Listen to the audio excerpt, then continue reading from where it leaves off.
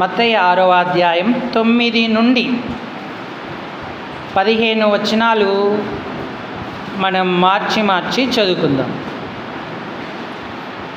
9 నుండి 15 మత్తయి శుభవార్త. కాబట్టి మీరిలాగు ప్రార్థన చేయుడి.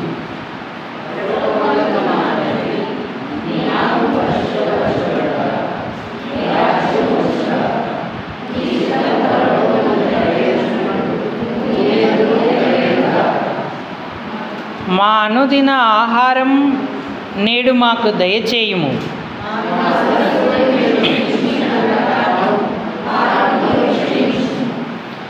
మమ్ము శోధనలోకి తేక దుష్టుని నుండి మమ్మును తప్పించుము.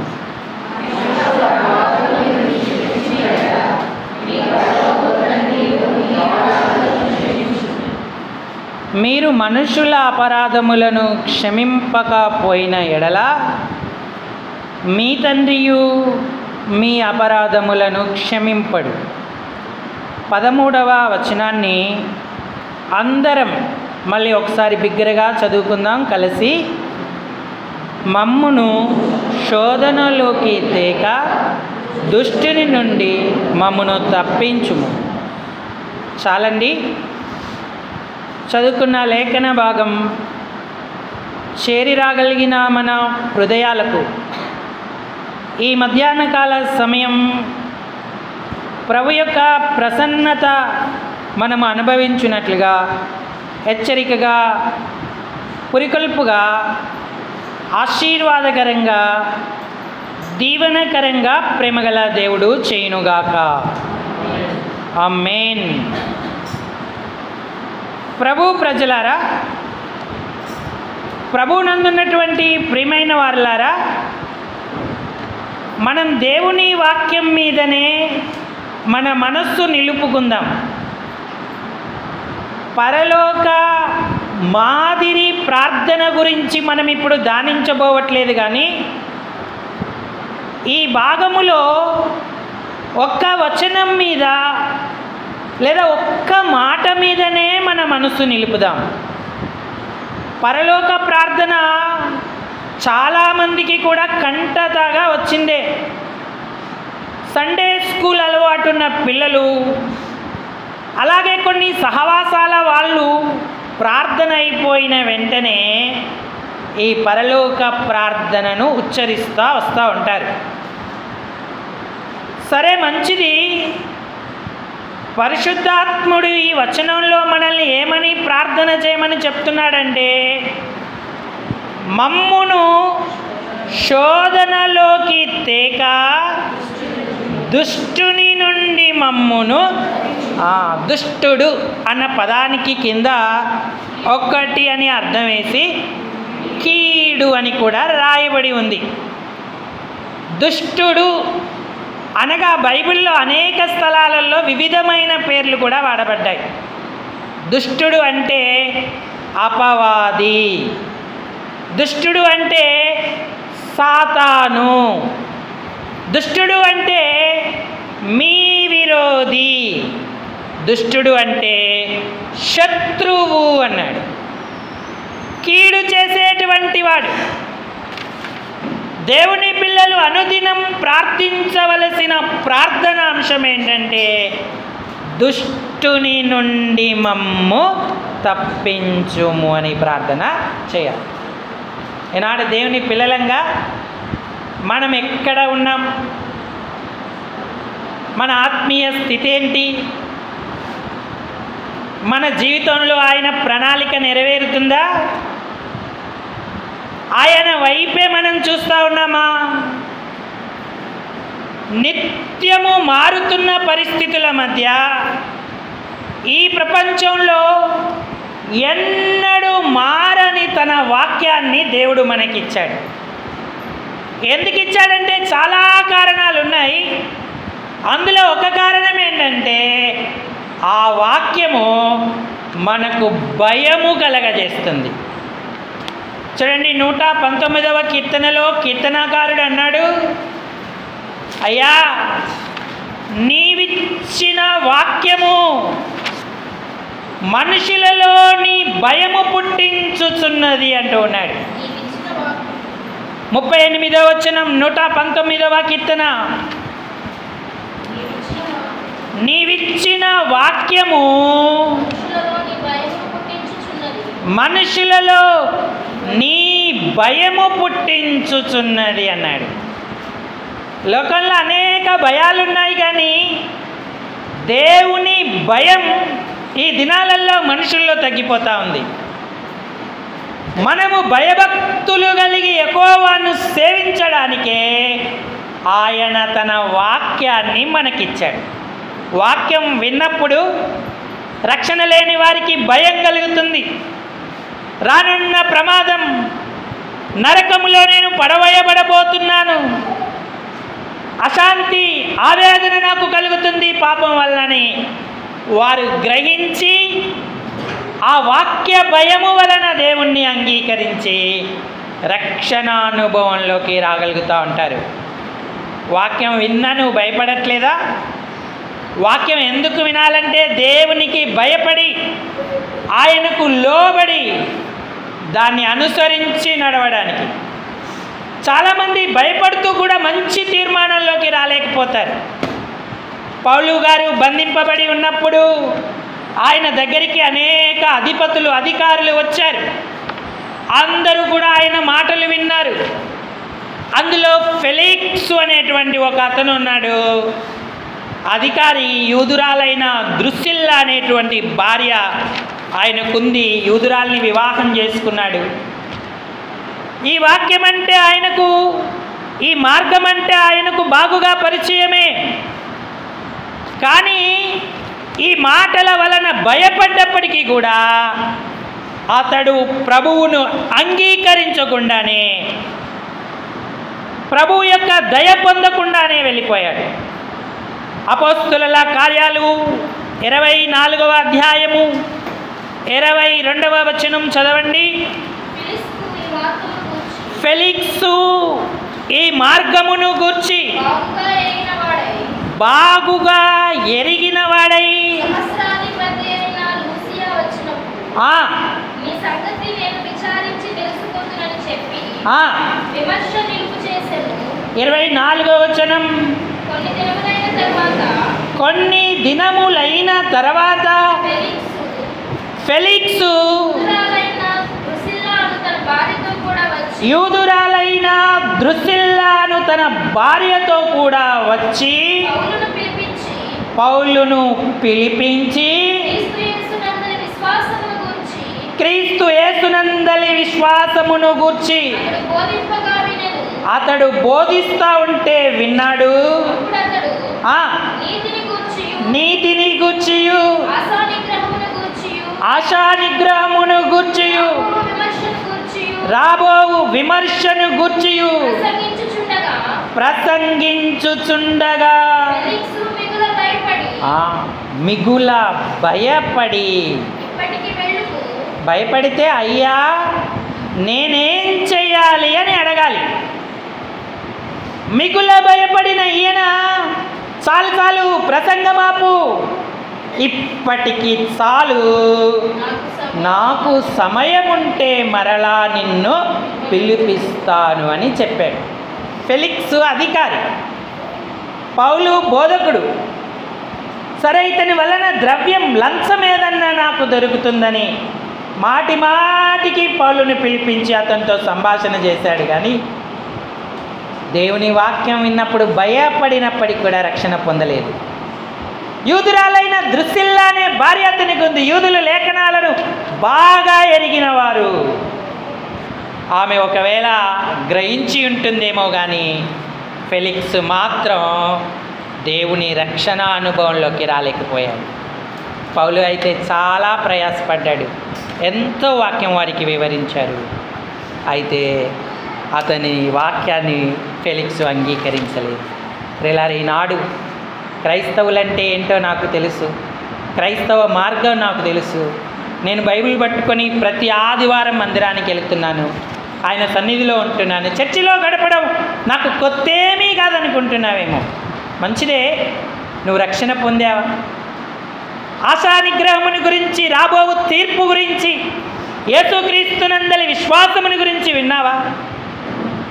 ఆయనను అంగీకరించకపోతే నీ పాపానికి పరిహారం లేదని, పశ్చాత్తాపడకపోతే ఎన్నడూ రక్షణ పొందవని గుర్తిస్తున్నావా?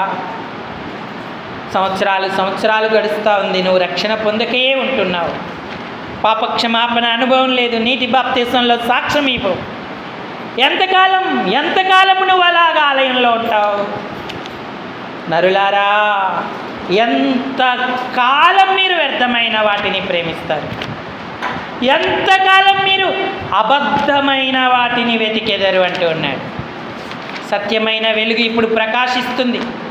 ప్రభువైన యేసుక్రీస్తు వారే సత్యం, మార్గం, జీవమై ఉన్నాడు. మనందరి పాపాల కొరకు ప్రాణం పెట్టినటువంటి దేవుడు.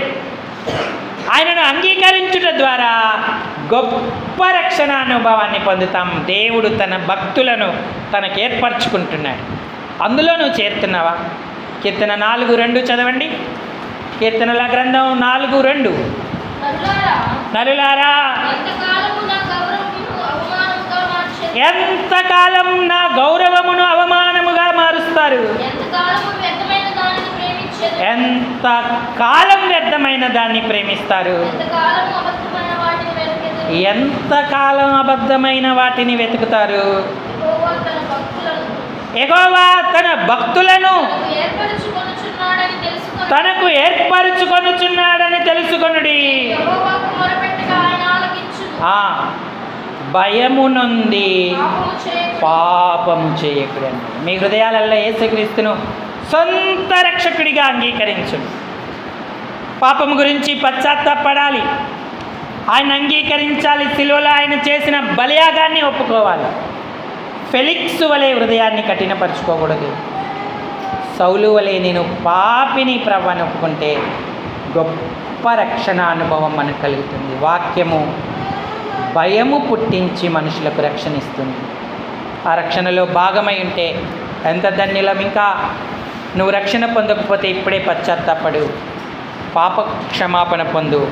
రక్షణ నీకు శీఘ్రంగా లభిస్తుంది.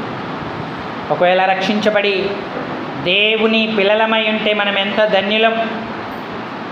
రక్షింపబడిన వారి భాగ్యం ఊహింపశక్యం. కానీ ప్రియులారా, ఒక ప్రమాదం ఉంది. ఆ ప్రమాదమే మమ్ము శోధనలోకి తేక ఆ దుష్టుని నుండి తప్పించుము అన్నాడు. ఈ లోకమంతా కూడా దుష్టుని అందే పడి ఉంది. రక్షింపబడిన మనలను దుష్టునిలో నుంచి దేవుడు విడిపిస్తూ ఉన్నాడు. మరి మళ్ళా దుష్టునితో కలుస్తామా? దుష్టునిలో పడిపోతామా? దుష్టునితో ఏకీభవిస్తామా? అందుకే దుష్టుడి గురించి తెలుసుకోవాలి, ఆ దుష్టత్వం గురించి తెలుసుకోవాలి. అపవాది 5 పనులు చేస్తూ ఉన్నాడు ఈ లోకంలో. అపవాది 5 లక్షణాలు. ఆ 5 లక్షణాలు మనలో, మన కుటుంబంలో, మన సంఘంలో ఉన్నంత వరకు మనము దుష్టుల్లో పడి ఉన్నామని అర్థమే. దుష్టుని నుండి తప్పించుమని విజ్ఞాపన చేయాలి. దుష్టుడు ఏం చేస్తాడు? మొట్టమొదటి లక్షణం దుష్టుడు చేసే పని అనుకోండి. ప్రకటనా గ్రంథము 12వ అధ్యాయము 9వ వచనం. ఒకరు కాగా సర్వలోకమును మోసపుచ్చుచు అపవాది అనియు సాతాను అనియు పేరుగల ఆది సర్పమైన ఆ మహాఘట సర్పము పడద్రోయబడెను. అది భూమి మీద పడద్రోయబడెను, దాని దూతలు దానితో కూడా. ఈ అపవాది, ఈ దుష్టుడు, ఈ సాతాను ఏం చేస్తున్నాడంటే సర్వలోకమును మోసపుచ్చుతున్నాడు. సర్వలోకాన్ని సాతాను ఏం చేస్తాడంటే మోసపుచ్చువాడై ఉన్నాడు. జనులకు తెలియక యేసుప్రభు వారు మోసపుచ్చువాడు అన్నారు. యేసుప్రభు వారు మోసపుచ్చువాడు కాదు, దయ్యములకు అధిపతి కాదు. ఇతడు జనులను మోసపుచ్చువాడని నిజాయితీ పరుని మీద నింద వేశారు. మోసపుచ్చే సాతానులో వారు పడిపోయారు. నిన్ను, నీ కుటుంబాన్ని, సంఘాన్ని సాతాను మోసపుచ్చుతున్నాడా? సాతాను ఎలా మోసపుచ్చుతాడు? ఎవరిని మోసపుచ్చాడు? సాతాను మన మూలం, మన జీవం హవ్వనే మోసపుచ్చాడు. మనల్ని మోసపుచ్చడం వాడికి ఎంత సులువు. తిమోతికి రాసినటువంటి మొదటి పత్రిక 2వ అధ్యాయము 13వ వచనం. మొదట ఆదామును తర్వాత అవ్వయు నిర్మింపబడిరి కారా, కానీ స్త్రీ మోసపరచబడెను. మోసపరచబడితే అపరాధంలో పడిపోతాం. ఆదాము మోసపరచబడలేదు కానీ హవ్వ మోసపరచబడెను అని దేవుని వాక్యం సెలవిస్తుంది.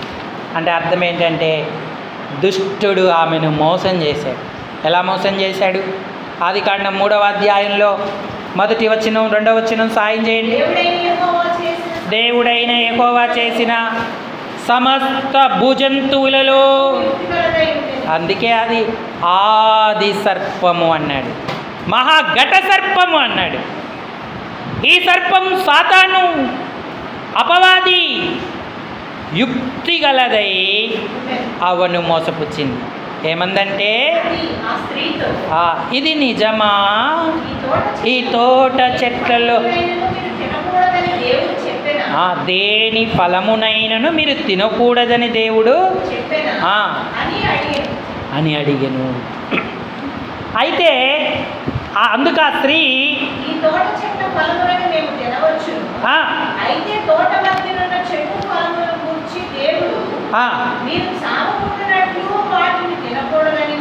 వాటిని తినకూడదని, వాటిని ముట్టకూడదని సర్పముతో చెప్పారు. అంటే దుష్టుడితో సహవాసం చేస్తే లేదా దుష్టునితో కలిస్తే మనం మోసపోతాం. సర్పం ఎంత యుక్తిగా అవను మోసపుచ్చింది. తీయని మాటలు, ఇచ్చకపు మాటలు, ఇంపైన మాటలను ఉపయోగించింది. ఇది నిజమా అని ఆరంభించింది. ఇంకేమందంటే, చావనే చావరు, మీరు దేవదూతల వలె ఉంటారని దేవునికి తెలియను. దేవతల వలె ఉంటారని తెలియను అని చెప్తూ వచ్చింది. దేవుడేమన్నాడు? అసలు ఆ ఆజ్ఞ ఇచ్చినప్పుడు అవ్వకు ఆజ్ఞ ఇవ్వలేదుగా, ఆదాముకే ఆజ్ఞ ఇచ్చాడు. ఆదాము ఏమన్నాడంటే, ఈ తోట చెట్ల ఫలాల్లో నిరభ్యంతరంగా మనం ఏదైనా తినొచ్చు, కానీ ఆ మంచి చెడులనిచ్చు తెలివి కలగజేసే ఆ వృక్ష ఫలం దేవుడు తినకూడదని ఆజ్ఞాపించాడు. ముట్టకూడదని ఏమి ఆజ్ఞాపించలే, తినకూడదని మాత్రమే ఆజ్ఞాపించాడు. ఈ సర్పం తోటలో సంచరిస్తూ అవతో మాట్లాడుతూ సావాసం చేస్తూ ఉన్న కారణాన ముట్టకూడదు అనే మాట కల్పించుకుంది అవ్వ. తినకూడదనియు ముట్టకూడదనియు చెప్పాడు అని చెప్పింది. అప్పుడు సాతాను మరింత లోతుగా ఆమెను శోధించి ఆ పండు తినేటట్టు చేసింది. ఆమె తినడమే కాదు, తన భర్తకు ఇచ్చింది. ఆమె తిన్నప్పుడు ఆమె బాగానే ఉంది, ఆమెకి ఏ కళ్ళు తెరవబడలేదు, తాను దిగంబరినని గ్రహించలేదు. ఎప్పుడైతే ఆదాము ఆ పండు తిన్నాడో అప్పుడు వారిద్దరి కన్నులు తెరవబడేను అన్నాడు. ఎంత మోసం జరిగింది! ఈనాడు సాతాను నిన్ను మోసపుస్తున్నాడా? తీయని మాటల చేత, ఇచ్చకపు మాటల చేత. కోపంగా మాట్లాడేవారు ఎవ్వరూ మనల్ని మోసపుచ్చారు. ముఖం మీదే అనేవాళ్ళు అస్సలు మోసపుచ్చారు. ఇంపుగా మాట్లాడేవారు, ఇచ్చకం బలలేసేవారే మనల్ని మోసపుస్తూ ఉంటారు. సాతాను అవ్వను మోసపుచ్చినట్టు మనం మోసపోతే దుష్టునితో కలిసిపోతాం. దుష్టుల్లో పడిపోతాం. దుష్టుల్లో దూరమైన మనం మరలా కలిసిపోతే మనకేం ప్రయోజనం కలుగుతుంది? అంటే సాతాను యొక్క మోసాలను పసిగట్టి ఆ మోసాలకు మనం దూరంగా ఉండాలి. ఒకసారి మోసపోయామనుకోండి, పోనీలే తెలియక మోసపోయారు అంటారు. రెండోసారి కూడా మోసపోతే, మూడోసారి కూడా మోసపోతే అది నీ బలహీనత అవుతుంది. ఇంకా ఎంత చెప్పినా మారడు, ఎంత చెప్పినా వినరు, వాళ్ళంతే, వాళ్ళకు మోసం చేయడం అలవాటు, వీళ్ళకు మోసపోవడం అలవాటు అన్నట్టుగా అయిపోతూ ఉంటుంది. అంటే నువ్వు సాతాను ఇచ్చకపు మాటలు, ఇంపైన మాటలు, మాయ మాటలకు లోబడి నష్టపరుచుకుంటున్నావు నీ జీవితాన్ని. అనుదినం మనం ఇదే ప్రార్థన చేయాలి. దుష్టునిలో నుండి శోధనలోకి తేక దుష్టుని నుంచి మమ్ము తప్పించుము అని ప్రార్థన చేయాలి. సాతాను చేసే మొదటి పని ఇది, మోసపుస్తాడు. మనల్నే కాదు, సర్వలోకాన్ని వాడు మోసం చేస్తూ ఉన్నాడు. ఆ మోసం నుంచి మనం బయటపడాలి. ఈ దినాలు ఎంతో ప్రమాదకరం. ఇది ప్రస్తుత దుష్టయుగం. దుష్టుడే వెళ్తున్నాడు. అందుకే ప్రభువారు ఒలీవల కొండ మీద అన్నాడు, ఏర్పరచబడిన వారిని సైతం సూచక క్రియల చేత మోసపుచ్చేవారు వస్తారు అని చెప్పాడు. మీరు నమ్మొద్దు అని. అందుకే వాక్యాన్ని మీకు ఇచ్చానని చెప్పాడు. మోసపోవద్దు, దేవుడు ముందుగానే చెప్పాడు. ఆ వాక్య ప్రకారమైన జీవనాన్ని మనం కలిగి ఉంటే మనం ప్రార్థిస్తూ ఆ మోసము నుంచి మనం తప్పించుకొనగలిగే వారంగా ఉంటాం. ఇది మొదటి విషయం. రెండవది, సాతాను ఏం చేస్తాడంటే, అదే ప్రకటన గ్రంథానికి రండి, 12వ అధ్యాయము తర్వాతి వచనం చదవండి. మరియు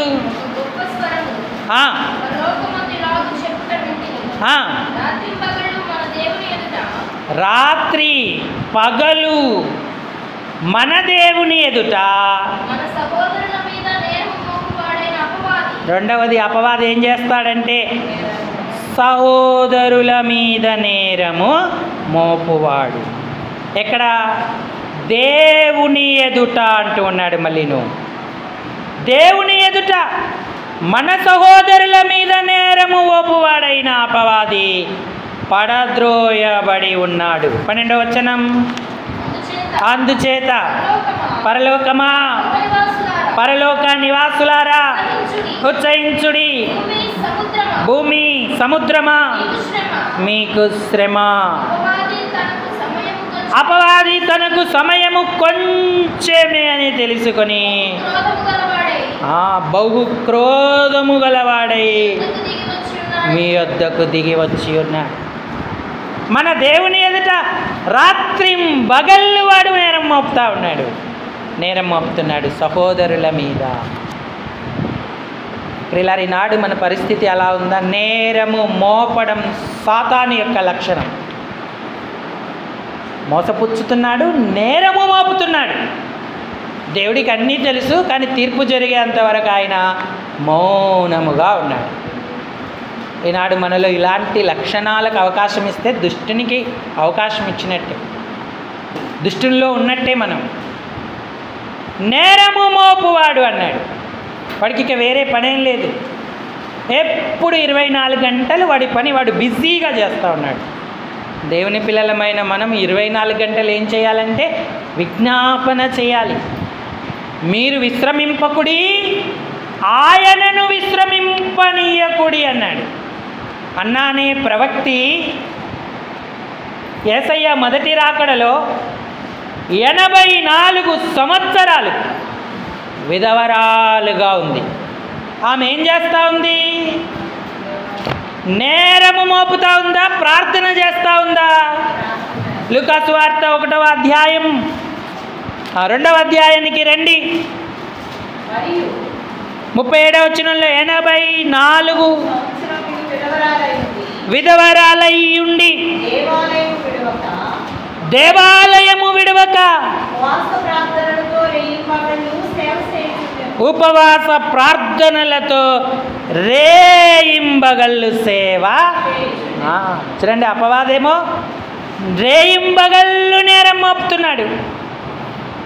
దేవుని బిడ్డ హన్న రేయింబగళ్ళు సేవ చేస్తూ ఉంది. దేవాలయము విడువక విడువక అన్నాడు. ఆ మాట మీరు అండర్లైన్ చేసుకోండి. నువ్వు దేవాలయాన్ని ఎప్పుడు సందర్శిస్తున్నావు, ఎప్పుడు వస్తున్నావు ఆలయానికి? నీకు ఉపవాస ప్రార్థన, రేయింబగళ్ళ ప్రార్థన అనుభవాలు ఉన్నాయా? 84 సంవత్సరాలు. ఒక సంవత్సరం వచ్చా ఎవరు రావట్లేదులే, ఎందుకు వెళ్ళడం అని మానలేదు. ఒక నెలొచ్చి మానలేదు. ఎవరు వచ్చినా రాకపోయినా నన్ను దేవుడు రక్షించుకున్నాడు. అమ్మ, నీ స్థితి ఏం బాగలేదుగా, నువ్వు విధురాలివి. మరి నీ తల్లిదండ్రులు ఎంత పనిచేశారు, చచ్చిపోయేవాడికి ఇచ్చి పెళ్లి చేశారు, ఇంకో వివాహం చేసుకోవచ్చుగా. ఇంకా ఏదైనా ఇతరాత్రమైన అవకాశాలు, ఆమె నేరం మోపడానికి తల్లిదండ్రుల మీదను అత్తమామ మీదను నిందలు మోపడానికి ఆమెకు అవకాశం ఉంది. ఆమె తన స్థితిని గురించి, గతిని గురించి నిందించలేదు, నేరము మోపలేదు. దేవుడే ఇచ్చాడు, దేవుడే తీసుకున్నాడు. ఇప్పుడు ఇక్కడ ఇలా ఉండడమే ఆయన సంకల్పం అని గుర్తించి మానక ఆయనను సేవించింది.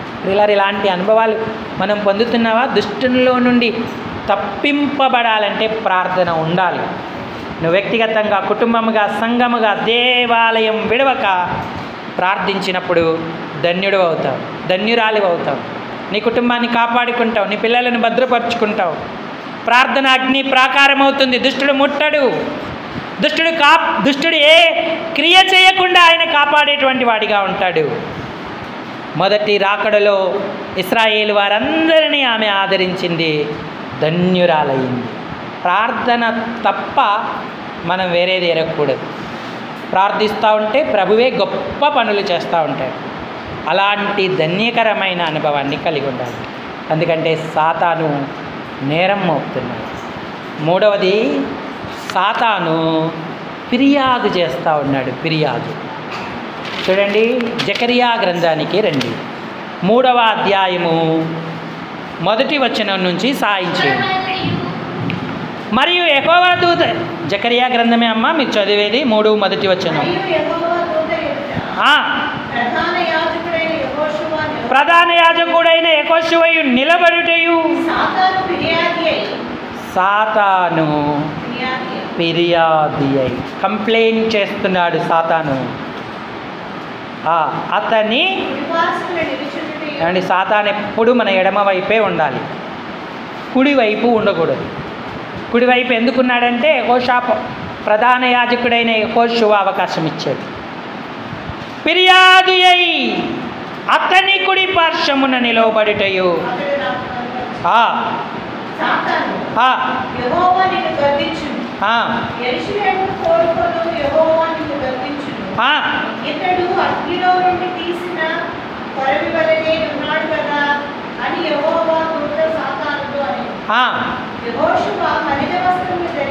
యెహోషువ మలిన వస్త్రములు ధరించిన వాడై, యెహోషువకున్న వస్త్రాలు మలిన వస్త్రాలు.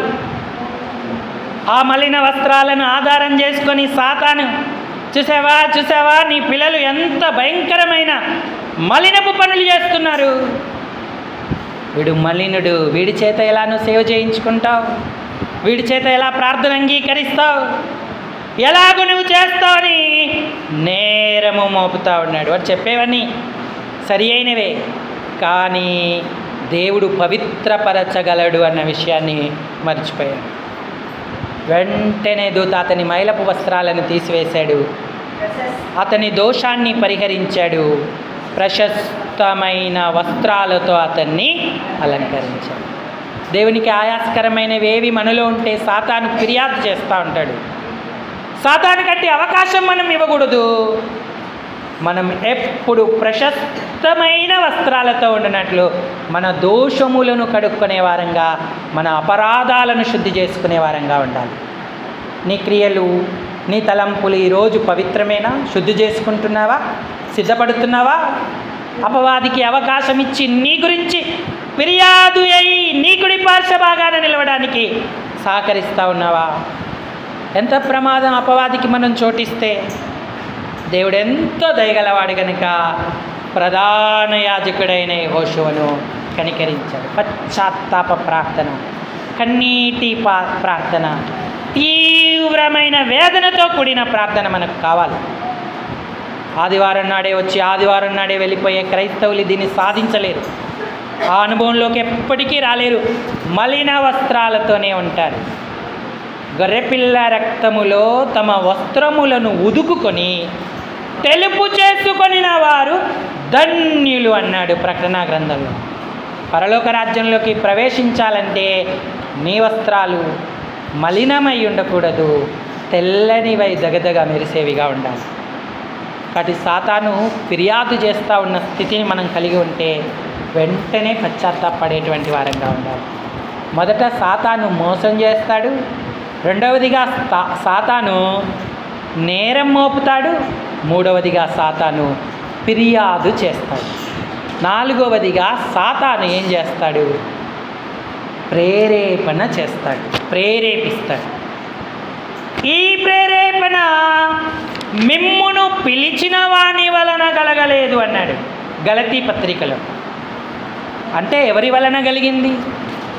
సాతాను వలన కలిగినది అని అర్థం. సాతాను వలన ఆ ప్రేరణ కలిగింది. సాతాను ఎవరినైనా ప్రేరేపించగలడు, వాడు అనుకున్నటువంటి పనిని వాడు చేయగలడు. కాబట్టి సాతాను ప్రేరణకు మనం లొంగొద్దు, లోబడద్దు. కుమారుడా, పాపులు నిన్ను ప్రేరేపింపగా ఒప్పకుము అన్నాడు. మరి నువ్వెట్లా ఒప్పుకుంటున్నావు? పాపులు ప్రేరేపిస్తుంటే అది దైవ ప్రేరణ, సాతాను ప్రేరణ అని నువ్వు గుర్తించలేకపోతున్నావే. దావీదు దేవుని ప్రేరణకు లొంగిన అనుభవాలు ఉండినప్పటికీ సాతాను ప్రేరణకు కూడా లొంగాడు. మొదటి దినవృత్తాంతాల గ్రంథం 21వ అధ్యాయము 1వ వచనం. దినవృత్తాంతాల మొదటి గ్రంథం తర్వాత సాతాను ఇశ్రాయేలునకు విరోధముగా లేచి ఇశ్రాయేలును లెక్కించుటకు దావీదును యెహోవా చేత అభిషేకము నొందినవాడు, ఇశ్రాయేలు 12 గోత్రాలకు మహారాజు, మధుర గాయకుడు, వాద్యములను వాయించువాడు, ఇంటి వారిని దీవించినవాడు, ఎంతో గొప్ప ప్రార్థనాపరుడు, దేవుని హృదయానుసారుడు. ఎన్ని లక్షణాలు విలువైనవి ఉన్నాయి. అయినా సాతాను దావీదు హృదయాన్ని ప్రేరేపించెను. జనసంఖ్య లెక్క పెట్టమని మరి దావీదు అధిపతులకు ఆజ్ఞ ఇచ్చాడు.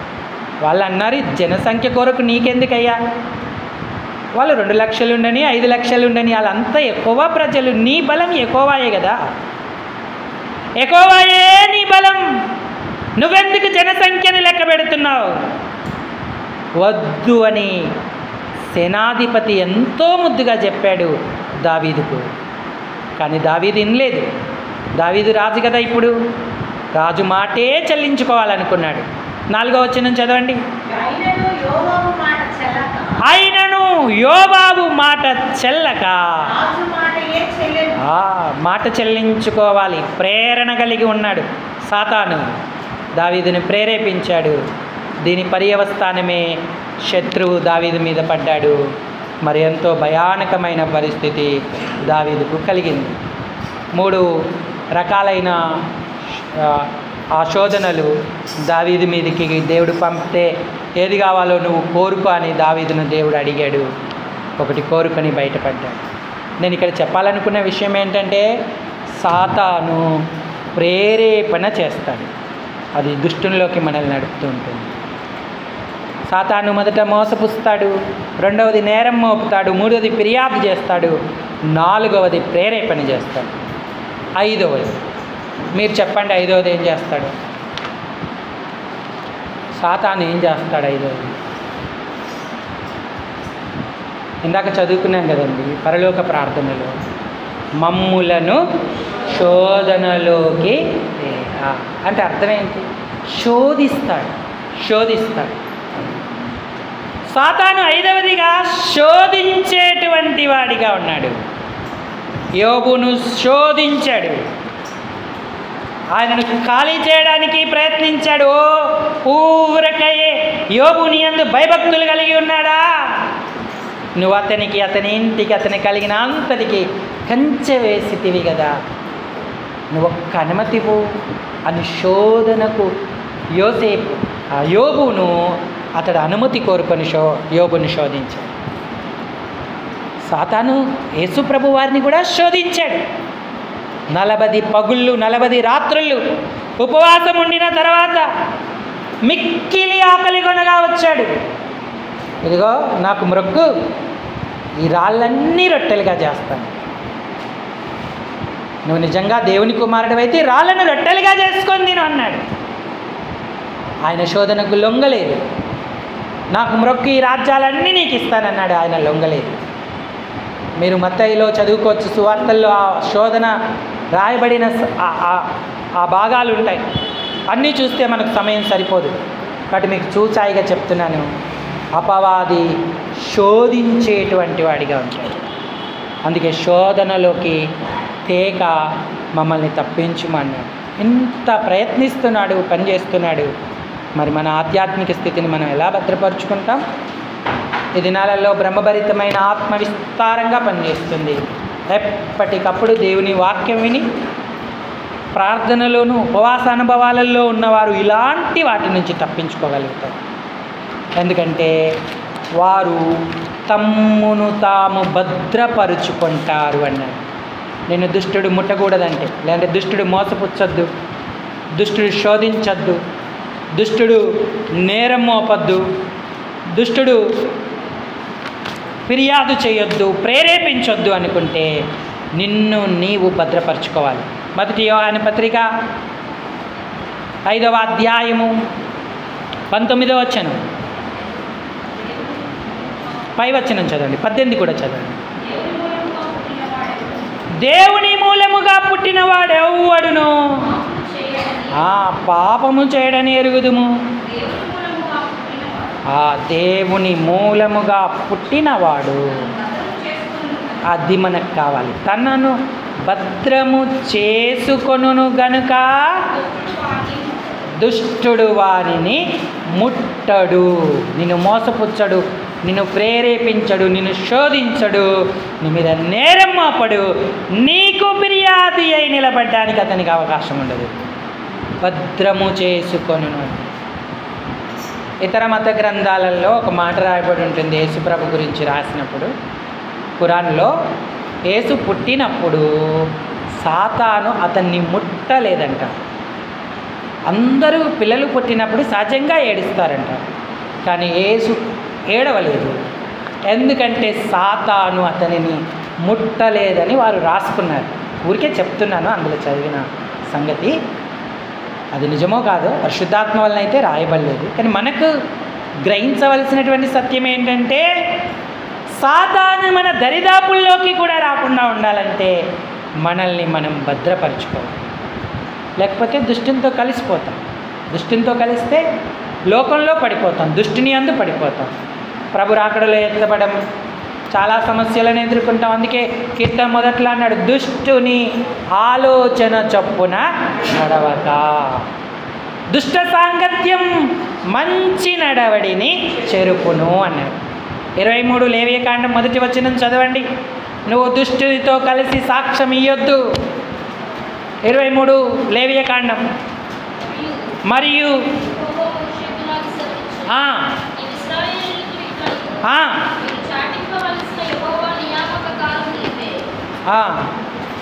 ఒక్క నిమిషమ్మా.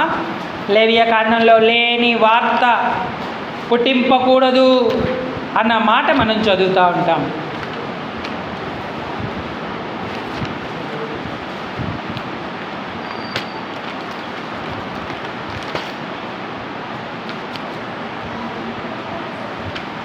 దుష్టునితో నీవు కలియకూడదు అని దేవుడు అక్కడ హెచ్చరిక చేసిన వాడిగా ఉన్నాడు. అబద్ధ సాక్ష్యము చెప్పడానికి నీవు దుష్టునితో కలియకూడదు అన్నాడు. ఇశ్రాయేలీలతో ఇట్లు చెప్పుము అని ఆయన వివరణ చేస్తూ వచ్చాడు.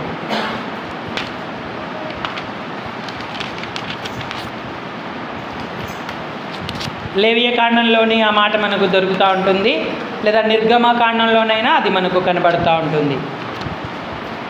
దేవుడు ధర్మశాస్త్రాన్ని ఇచ్చినప్పుడు ఇశ్రాయేలీల నిర్గమకాండానికే రండి, 23వ అధ్యాయం 1వ వచనం చదవండి. లేని వార్తను పుట్టింపకూడదు, అన్యాయపు సాక్ష్యము పలుకుటకై దుష్టునితో నీవు కలియకూడదు.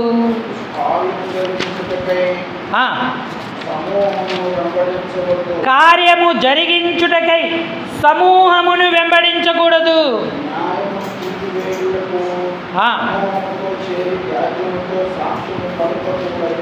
సమూహముతో చేరి సాక్ష్యము పలుకకూడదు అన్నాడు.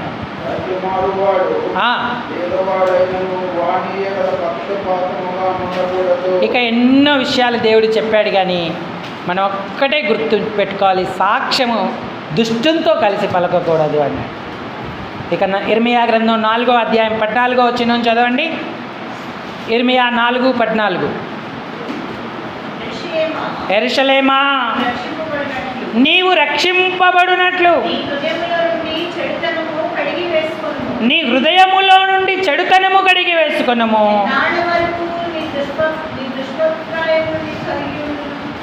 ఎన్నాళ్ళ వరకు నీ దుష్టాభిప్రాయాలను నీవు కలిగి ఉందువు. దాను ప్రదేశాన ఒకడు ప్రకటన చేయుచున్నాడు, కీడు వచ్చుచున్నదని ఎఫ్రాయిము కొండల యందు ఒకటి చాటించుచున్నాడు. ముట్టడి వేయువారు దూరదేశము నుండి వచ్చి యూదా పట్టణములను పట్టుకొందురని బిగ్గరగా అరిచి చెప్పుచున్నారు. యెరూషలేమును గురించి ప్రకటన చేస్తున్నారు, జనులకు తెలియజేయడి అన్నాడు. ఇవన్నీ నీ వరకు వచ్చినప్పటికి కూడా నువ్వు సిద్ధపడకపోతే, నీ దుష్టాభిప్రాయాలనే నువ్వు కలిగి ఉంటే నీకేమీ ప్రయోజనం? దుష్టునితో కలిగి ఉండకూడదన్నారు. అంటే ప్రియులారా, మనం వివేకము కలిగి ఉండాలి. దుష్టుడు ఏం చేస్తున్నాడో గుర్తించి వాటిల్లో నుంచి బయటపడేటువంటి వారంగా ఉండాలి. దుష్ట అభిప్రాయాలు, దుష్ట ఆలోచన, దుష్ట సాంగత్యం, దుష్టునితో కలిసి సాక్ష్యం చెప్పడం దుష్టుని యందు మనం పడిపోవడానికి కారణమవుతుంది. మీరు ఇంటికి వెళ్ళాక చదవండి, రాజుల గ్రంథంలో నాబోతు అనే ఒక అతను ఉంటాడు. ఆయన ద్రాక్ష తోట ఆహాబు రాజు ఆశిస్తాడు. ఆహాబు రాజు ఏం చేస్తాడంటే, నీ ద్రాక్ష తోట నా వనమును ఆనుకొని ఉన్నది కనుక నాకు ఇమ్మని అడుగుతాడు. మొదటి రాజుల గ్రంథం 21వ అధ్యాయము. మీరు ఇంటికి వెళ్ళాక ఈ అధ్యాయం అంతా చదవండి, మీకు అర్థమవుతుంది. అయితే నాబోతు ఇవ్వను అంటాడు. అప్పుడు అతడు మూతి ముడుచుకొని ఇంటికి వెళ్తే అతని భార్య ఏమి అలా ఉన్నావని అడుగుతుంది. నాబోతు తన ద్రాక్ష తోట నాకు ఏనని చెప్పాడంటే, నువ్వు ఈ పట్టణానికే మహారాజు, నీకేం తక్కువ, నువ్వు లేచి ముందు భోజనం చేయమని అతన్ని చెప్పి ఉపవాస దినం ప్రకటించి అబద్ధపు సాక్షులను, పనికి మాలిన ఇద్దరిని కుదుర్చుకొని నాబోతు దేవుణ్ణి దూషణలు పలకగా నేను వింటిమి అని సాక్ష్యం చెప్పించింది. రాళ్ళ దెబ్బల చేత నాబోతును చంపి ఆ ద్రాక్ష తోట, నాబోతు యొక్క ద్రాక్ష తోట ఆహాబు తన సొంతం చేసుకున్నాడు. యెజబేలు ఈ పని చేసినందుకు దేవుడు ఆమెను కోపగించుకున్నాడు. ఆహాబు మీద కూడా కోపగించుకొని తీవ్ర శిక్ష వారికి కలుగజేశాడు. మనందరం మంచివారమే, కానీ దుష్టునికి అవకాశం ఇస్తే దుష్ట సంబంధులం అవుతాం. అప్పుడు ఆ దుష్టులతో కలిస్తే ఎంత ప్రమాదం మనకు. ఈ పనికి మాలిన వారిద్దరూ, ఆహాబు అలాగే యెజబేలు, ఈ నలుగురికి తీవ్రమైన శిక్ష వచ్చింది. మేమేం చేశామయ్యా, ఆమె మహారాణి, మరి చెప్పమంటే చెప్పానంటే కుదరదు. నీకు వివేకం లేదా? దుష్టుడు ఏం పని చేయమంటున్నాడు, ఏది చేయమంటున్నాడో నువ్వు ఎరగవా? దేవుడు దుష్టులకు సహకారి అయ్యేవారికి, దుష్టత్వాన్ని బలపరిచే వారికి విరోధంగా లేస్తాడు. యెషయా గ్రంథం 31వ అధ్యాయం 2వ వచనం. 31వ అధ్యాయం 2వ వచనం. అయినను ఆయన బుద్ధిమంతుడిగా ఉన్నాడు. మాట తప్పక దుష్టుల ఇంటి వారి మీదను, మాట తప్పక దుష్టుల ఇంటి వారి మీదను, కీడు చేయువారికి తోడ్పడు వారి మీదను, దుష్టత్వము చేసేవారికి, కీడు చేసేవారికి, సహకరిస్తున్న వారికి, తోడ్పడు వారి మీదను ఆయన లేచును అన్నాడు. జనాలు లేస్తే అణిచొచ్చు, న్యాయాధిపతులు లేస్తే సమాధానపడవచ్చు. దేవుడే నీకు విరోధంగా లేస్తే ఎవడు అనుస్తాడు? ఎవడు మారుస్తారు? ఎవరు సమాధానపరుస్తారు? కీడు చేయవారికి తోడ్పడుతున్నావా? దుష్టత్వానికి సహకరిస్తున్నావా? నువ్వు దుష్టుని ఊరిలో చిక్కి ఉన్నావని జ్ఞాపకం చేసుకో.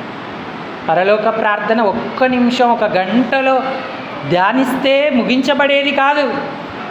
మమ్మును శోధనలోకి తేక దుష్టుని నుండి తప్పించుము అన్నాడు. నువ్వు ఒకసారి మోసపోవచ్చు, కానీ ఎల్లకాలం మోసపోతే ఇక నువ్వెన్నడూ ఆ ఊబిలో నుండి బయటికి రావని గుర్తుంచుకోవాలి. అభిమానాలు, మతాలు, కులాలు ఏవి మనల్ని రక్షించవు. అది నాన్న దేవుని ఏర్పాటు,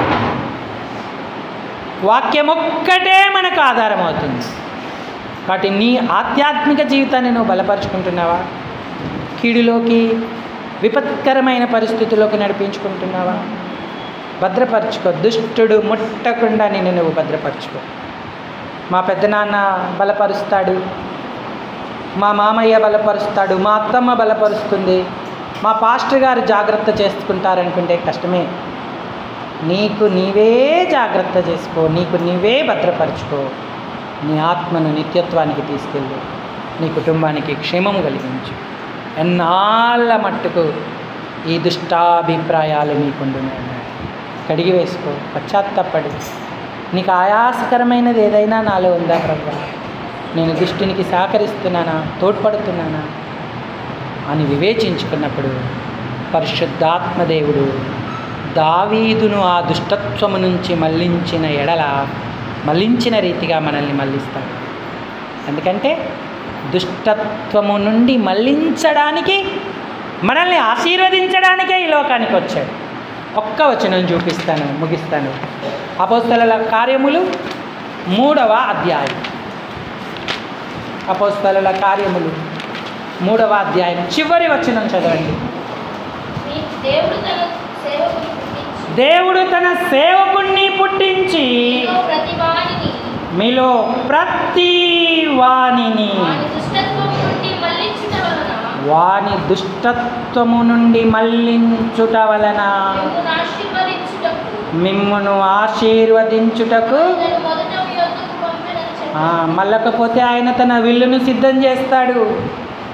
ఒక్కడును మల్లని ఎడల ఆయన తన ఖడ్గమునకు పదును పెట్టును అనే దేవుని వాక్యంలో ఉంది. అన్ని పరిస్థితులు వ్యతిరేకమవుతాయి.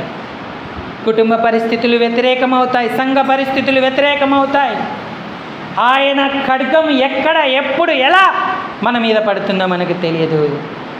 మనల్ని ఆశీర్వదించడానికే దుష్టత్వం నుంచి మళ్ళిస్తూ ఉన్నాడు. ఆయాసకరమైన అభిప్రాయాలు, ఆలోచనలు, నడక అంతా మానేయాలి. వాక్య ప్రకారమైన జీవనం గొప్ప దీవెనను, ఆశీర్వాదాన్ని మనకు కలుగజేస్తుంది. అంటే అలాంటి స్థితిని మనం అపేక్షిద్దాం. అయ్యా నాకు సహాయపడు, దావీదు వలనే నేను పశ్చాత్తాపడతాను, నన్ను మలుచు, నీ వైపు మల్లుకునే భాగ్యం నాకు ఇవ్వని ప్రభుని అడుగుదాం. ఈ తలంపులను దేవుడు దీవించునుగాక. అందరూ తలలు వంచి కళ్ళు మూసుకోండి, ప్రార్థనలోకి వెళదాం.